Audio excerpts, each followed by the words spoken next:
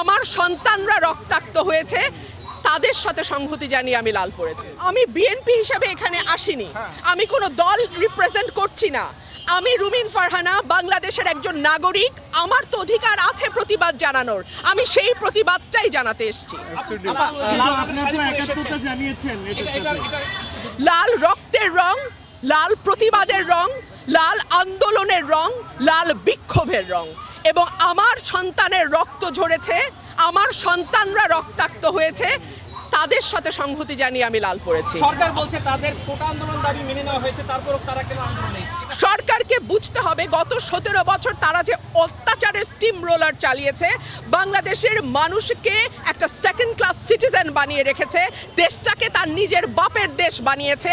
আর আমরা যেন সকলেই এখানে অনুপ্রবেশকারী, আমরা যেন সকলেই এখানে রোহিঙ্গা, আমরা যেন সকলেই এখানে সেকেন্ড ক্লাস সিটিজেন, এমন একটা আচরণ সরকার বাংলাদেশের মানুষের সঙ্গে করেছে, তার জবাব দিতে এসেছি। সরকার বলছে যে এই ছাত্রদের কাঁধে ভর করে কেউ কারো কাঁধে, বাংলাদেশের মানুষ আজকে একদিকে, কোন দল, কোন গোষ্ঠী, কোন ব্যক্তি না। আমি বারবার বলছি বাংলাদেশের 17 কোটি মানুষ আছে একদিকে। এই সময় এসে জামাত শিবিরকে নিষিদ্ধ করে, এটা আপনি কিসের সংকেত মনে করছেন?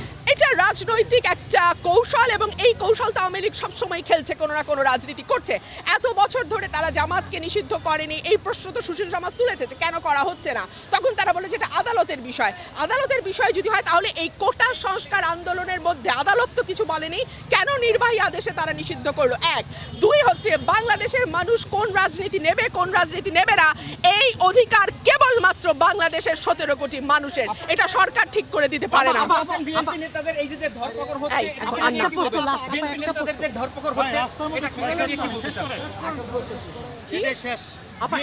নেতাদের যে ধরপাকড় হচ্ছে, তারা বলছে কাকে ধরপাকড় হচ্ছে না? বিএনপি নেতাদের ধরপাকড় হচ্ছে, আমাদের বাচ্চাদের ধরপাকড় করছে, আমাদের নিরীহ জনগণকে ধরপাকড় করছে। ধরপাকড়টা করছে না কাকে? গণগ্রেপ্তার করছে, সাধারণ মানুষকে গ্রেপ্তার করছে। কাকে করছে না সে? তারা আন্দোলনের মাধ্যমে আপনারা রাস্তা শিক্ষার্থীদের উপর ভর করে আপনি কি বলবেন? বাংলাদেশে কে ক্ষমতায় যাবে, কে ক্ষমতায় যাবে না, এটা নির্ধারণ করার একচ্ছত্র মালিক বাংলাদেশের জনগণ। এই মালিকানা জনগণের কাছ থেকে কেড়ে নেওয়া হয়েছে বলেই আজকে মানুষ এতটা বিক্ষুব্ধ।